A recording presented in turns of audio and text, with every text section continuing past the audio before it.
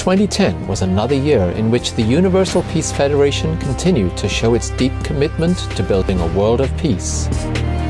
UPF carried out over 200 activities in almost 80 nations, many of them in support of the United Nations mission.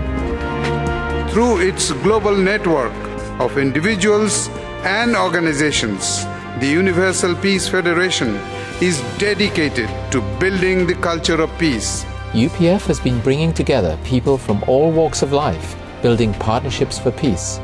Government leaders, faith leaders, academicians and women leaders, youth leaders, business leaders from the private sector, all are needed to work together collaboratively. With the Universal Peace Federation, which is the able UN, which lifts up faith in God, we will accomplish our goals.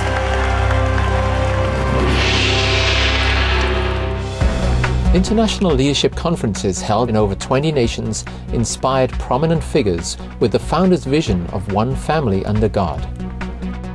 We are sharing the best value that different nations and different continents has about family, about our life, about religion. I'm particularly encouraged by Reverend Moon's focus on strengthening the family as the school of love and the cornerstone of peace. Legacy of Peace events were held around the world to honor men and women who had devoted their lives to peace and to mark their passing into the afterlife. The first of these was held at the United Nations following the passing of General Alexander Haig. All 12 regions of UPF held events throughout 2010 to commemorate special UN Peace Days. We are grateful that the region took upon themselves to celebrate and to augment the work of the United Nations in more than 80 nations with over 200 events. One such event was Women's Day, held in 10 countries, including one at the United Nations in New York City. The ambassador of Sri Lanka and the ambassador from Iraq shared some very important, significant improvements for women's situation in their country. You see women from Africa, from Asia, from Europe, the United States, from all over the world coming together, having the same goal, the same ideas, that we can make a difference. Humanitarian work was carried out by UPF chapters throughout the world, including relief efforts in Haiti and Pakistan.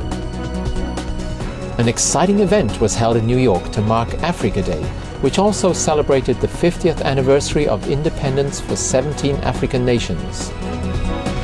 The program was attended by all the ambassadors from the African Union and their wives, together with many officials from the United Nations, including the Secretary General, who gave congratulatory remarks. I thank you very much, Universal Peace Federation, on this very happy Africa Day.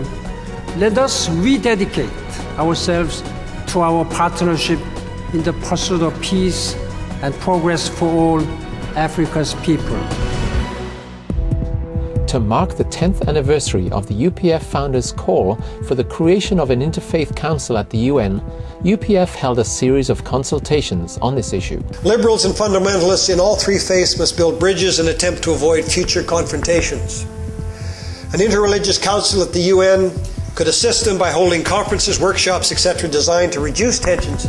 We gathered in various nations around the world experts in the field of religion and diplomacy to reflect upon Reverend Moon's initial proposal, also examining the good steps forward that have been taken at the UN with a series of resolutions that are gradually building toward the establishment of an interreligious council within the United Nations system.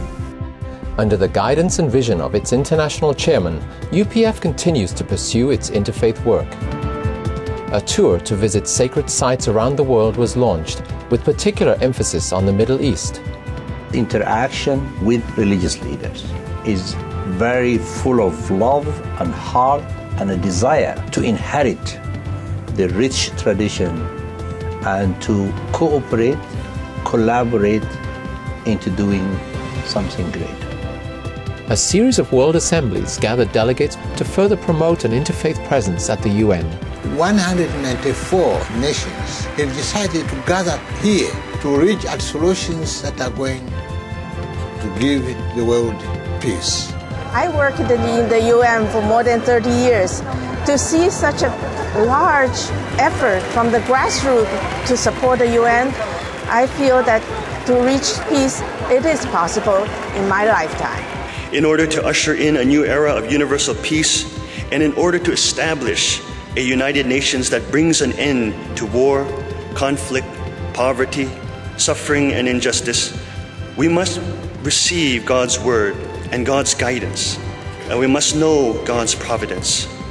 That is why we gather here tonight at this World Assembly. UPF's founder appealed to all present to continue striving for peace and unity in their nations. He gave a dynamic, inspired speech, calling us to look deep within ourselves as well as to think about the world situation and how UPF can be that agent of change.